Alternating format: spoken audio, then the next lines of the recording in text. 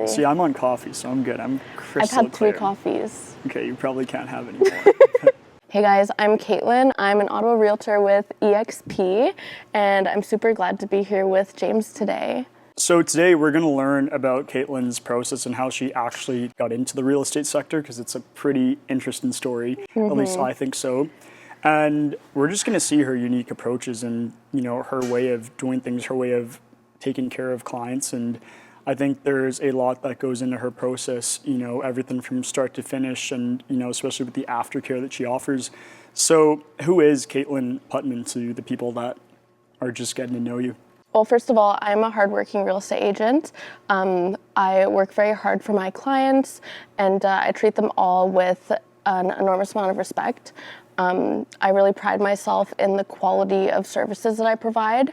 I would say amongst most agents, I provide a level of service that a lot of people just don't go to the levels that I will for my client in terms of marketing their home and their home searches. So I would pride myself in being a very detail-oriented real estate agent. Cool. No, that's great. Now we're going to ask her a pretty funny question. The way, you know, she told me, at least I thought it was a funny story, but what initially got you into real estate?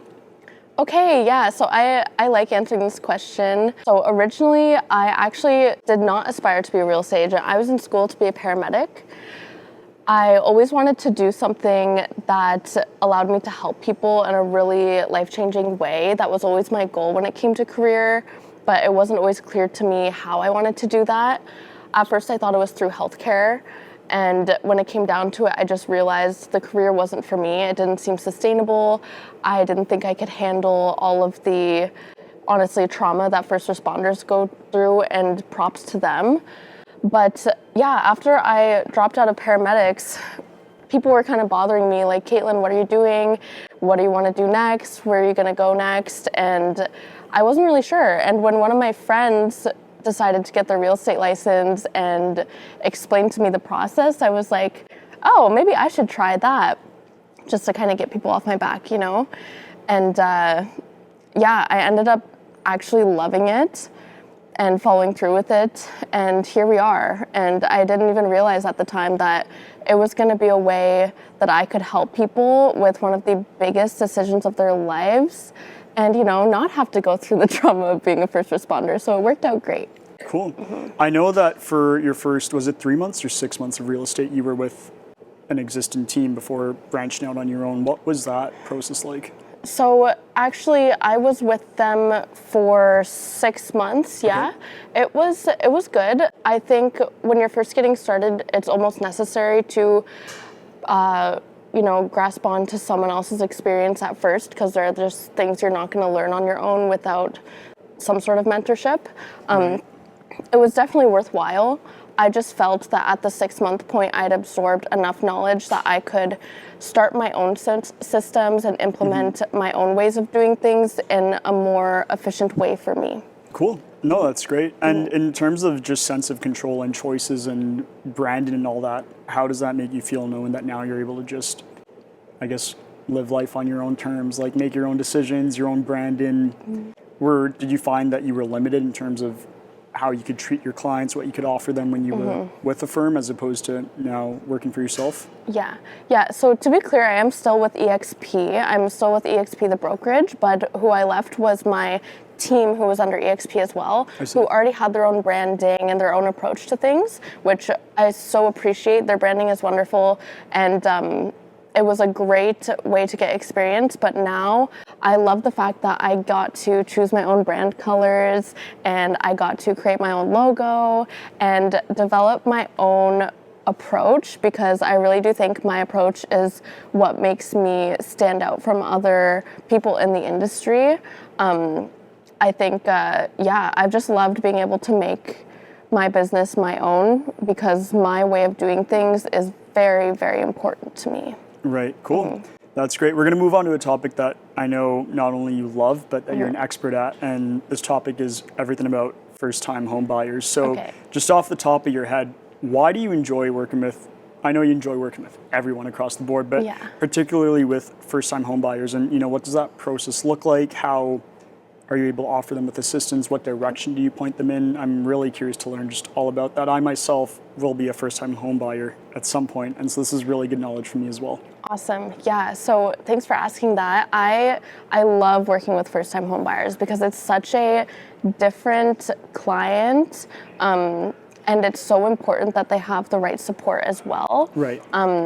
So in terms of my approach when working with a first-time home buyer, I would say I take a very patient approach. First of all, I always start off with a consultation and I let them ask as many questions as they'd like, because I know real estate, if you're not dealing with it every day like I am, can be such a mystery. Right. People don't know the ins and outs of it, and that's fine. That's not your job, that's mine. So that call can be anywhere from 10 minutes to an hour if that buyer needs that patience.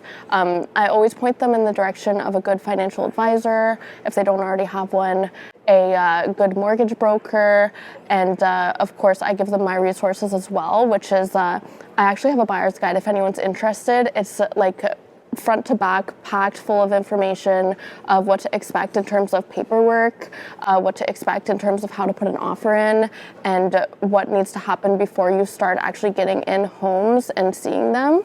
So I always provide that right off the bat. It also outlines how to define what's really important to you, because for some people, they have such a hard time even finding where to start in terms of a home, right? Right. Cool. What are some of the rebates that are around for Ottawa first-time home buyers? Yeah, so first of all, we've got the land transfer tax rebate, which a lot of people know about already, but if you don't, first-time home buyers are eligible to get up to $4,000 off of their land transfer tax.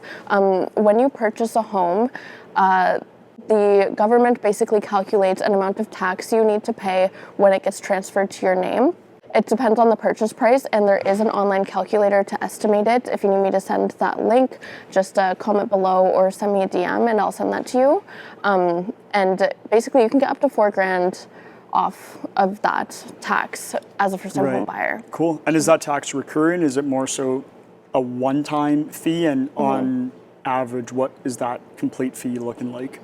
Well, it really depends on the purchase price of the home. It's a certain percentage of the purchase price. So I can't say a number off the top of my head because Ottawa has a wide variety of purchase prices in terms of real estate.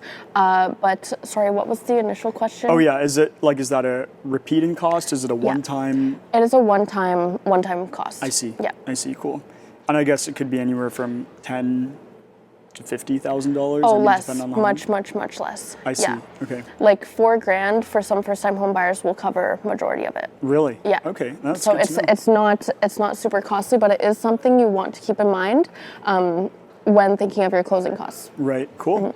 This question, I'm sure, is going to be subjective, but what makes a good first home purchase? I guess it'll come down to family members and kids and schools and whatnot. But ideally, if you were to guide, let's say the average family in Ottawa, husband and wife, or, two parents and two children, I guess, is that the average? Yeah. Yeah. So it really depends on your personal situation. I always say, it's best if you can hit that 20% down payment, because then you're not paying the insurance. Right. And that's a payment that you would have to make monthly that doesn't pay down your mortgage. So if you can put 20% down, that's great.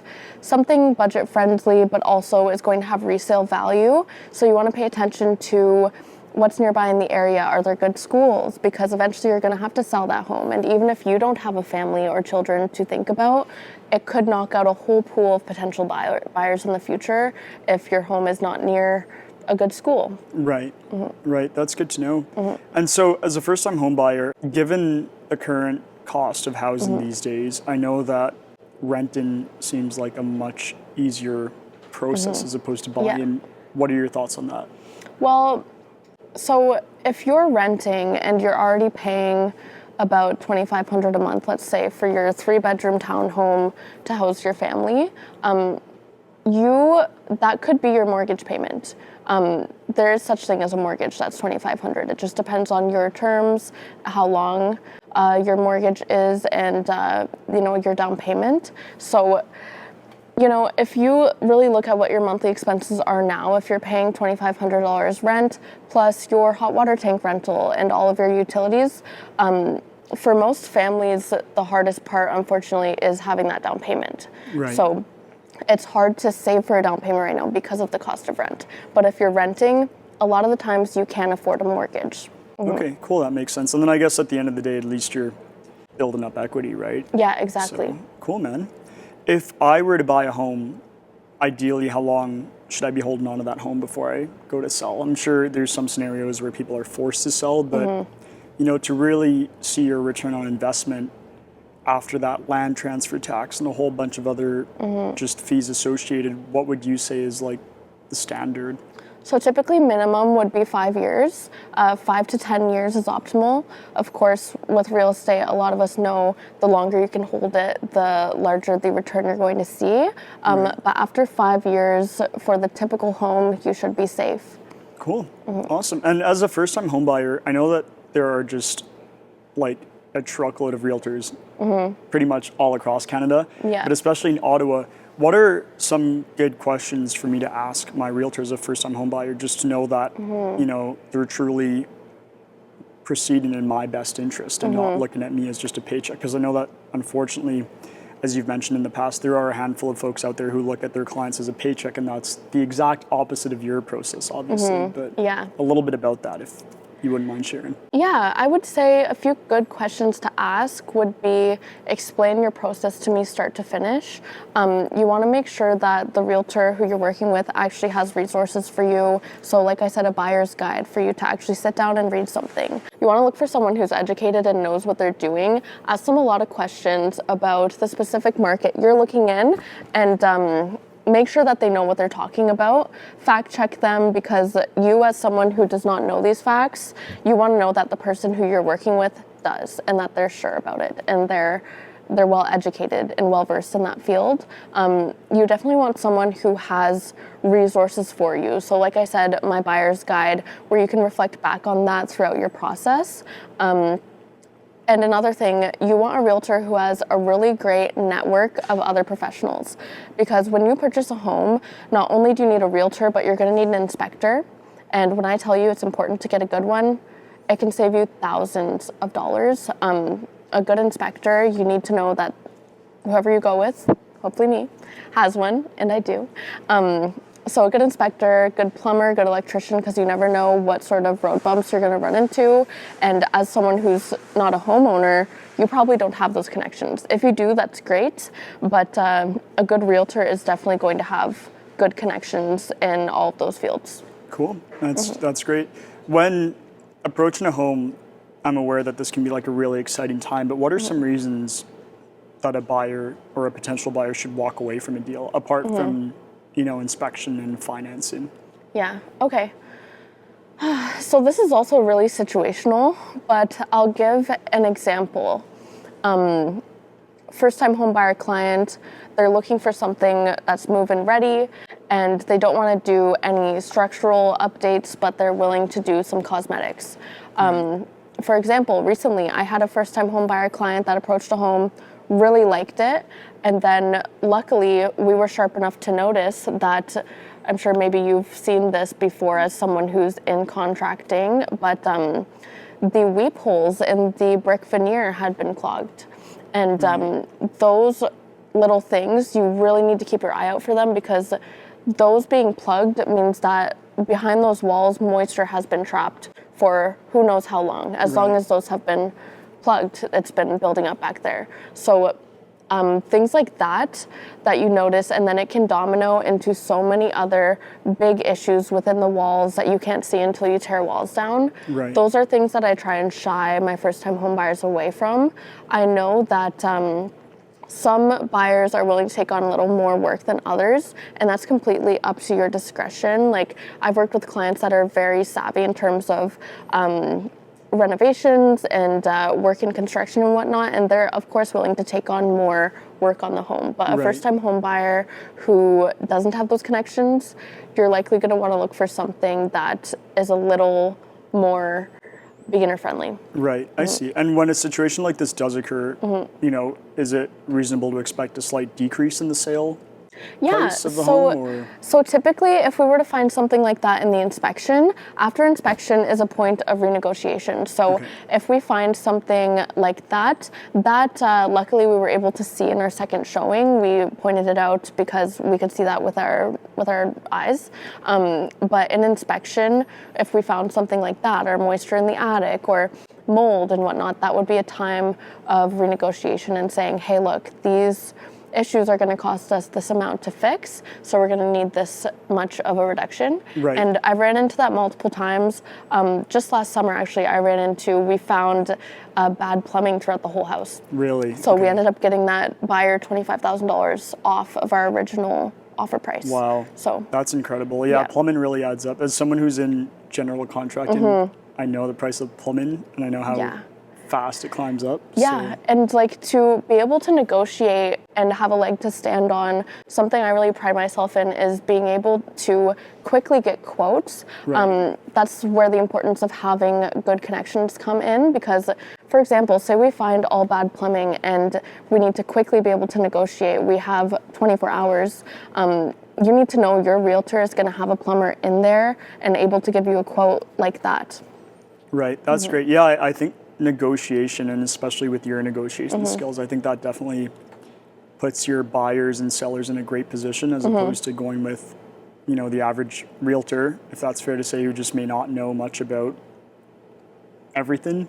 I think. I mean, well, like, don't get me wrong, there are plenty of great realtors out there. Like, if you don't work with me, I hope you end up in good hands to whoever's watching this. But there's plenty of good options. Just make sure you're asking the right questions. Cool. We have learned so much about buyers from Kaitlyn, and now we're going to flip the script and focus on selling. So how do you price a listing accordingly? What do you compare it to? How do you know that your clients are getting what they deserve? And how do you deal with clients who think that their home should be listed at a higher rate when you don't think it should be? Because I know that that's a real struggle in the real estate sector. Definitely, yeah. So that's always really hard because, of course, every homeowner has a price in their mind that they believe their home is worth. Right. And I think everyone deserves to, at least break even when they sell their home. But what we've been seeing a lot lately is people are not seeing that because prices were so high in 2022 that now when people are forced to sell, they're not breaking even and getting what they want. When I price a house, I look at what you're competing with on the market. So say my client is selling a 4-bedroom home. I look at other 4-bedroom homes that are for sale in their neighborhood to say, okay, these are what they're priced at. If we want to be competitive, we need to price here. It all depends on the strategy that you're looking to take when selling your home. If we're looking for a fast sale, some people say price below and to trigger bidding wars, but that really depends on the heat of the market. And right now we're not seeing a super crazy hot spring market like we have past years. Right. In terms of pricing though, very much we look at recent sales of similar homes, because at the end of the day, the market determines what your home is worth. As much as I would love to sell every client's home for what they want, the eventual buyer is who decides the price of it, right? And realtors have access to so much information today that you have to price accordingly, or else your home is going to sit. Right. Yeah, I relate to that. My mom just bought a condo, and she only paid $10,000 more than what they bought it for like 3 years ago. So it's tough, eh? But I guess that's just the way the market is. So in terms of, prepping a home for sale, what are some of the processes that you take your clients through? I'm sure it's just like a crazy time for them with move-in and, a new potential listing. So what does that process look like? So my process when I list a home would be, initially I go in and see the home, see what condition it's in, so that I can do an appropriate evaluation. I come with the facts already, knowing what's for sale in the neighborhood and what has recently sold, so I can give a price range of what I think your home is valued at. However, until I see the condition of the home, that's when I can really get a bang on number for you. Of course, no one can predict the exact number your home is going to sell for, but I do pride myself in doing a great job at being accurate and providing results when I do give my clients a number. So typically when I do a walkthrough, I'll come and see the home and make suggestions of small cost-effective things you can do to actually upgrade the home and improve resale value without paying too much out of pocket. I do have a list of little things that I suggest people do, like paint and replace small hardware to make it just present nicely. Yeah, that's my great. process. Yeah, I think a lot of realtors are fixated on just moving houses as fast as they can, whereas your process is more so, you know, a lot about the aftercare too, and making sure that it doesn't matter how fast it is as long as it's done correctly. So the painting, I think, is a huge addition. I think that painting builds a lot of value into a home. Shows that the home is well taken care of. Big time. And no, I mean, that's great. What are, you know, a couple last words of wisdom that you'd like the general public to know, everything real estate related? And just if you could guide a buyer or a seller in the right direction, and there's probably going to be more than a couple of words of wisdom, but something that maybe you wish people knew more of, or something that you'd like to advise people. First, I just want to build on your point quickly of the speed of a sale. Okay. I do like to make sure I invest a certain amount of time into each listing to make sure you not only sell at your desired price, but at a fast pace. A fast sale is very important to some people, and if that's what you're looking for, I'm able to do that as well. So I think a speed of a sale can be really crucial to some clients, and when that is the case, of course, we prioritize that. Right. Okay. Yeah, I guess that I didn't think about that, but I guess some people are forced to sell in a specific amount of time. Some people have a year to go. Exactly. And so throughout those several months, I guess you're just doing home improvements and whatnot. And so that's why it really comes down to each individual client. Everyone's needs are different, and because of that, there's a different strategy when selling every home. I pride myself in being really flexible. So yeah, depending on the client really is how our process flexes and changes. Well, thank you so much, James, for having me here today. Final note, I just want to say the best time to buy or sell is really when you're financially ready and in a good position. When you're in that position, having a good realtor as well is very important. So feel free to reach out, and I would be happy to assist any of you who are listening today. Awesome. And where can people find you? Just phone number, website? Yeah, so my website is kaitlynputman.com. My email is kaitlyn@kaitlynputman.com. Awesome. And you can call me at 343-999-1784, and that's my personal number. There you go. All right. I hope you guys received a lot of value and just words of wisdom from Kaitlyn and everything real estate related. I'll see you guys in the next one.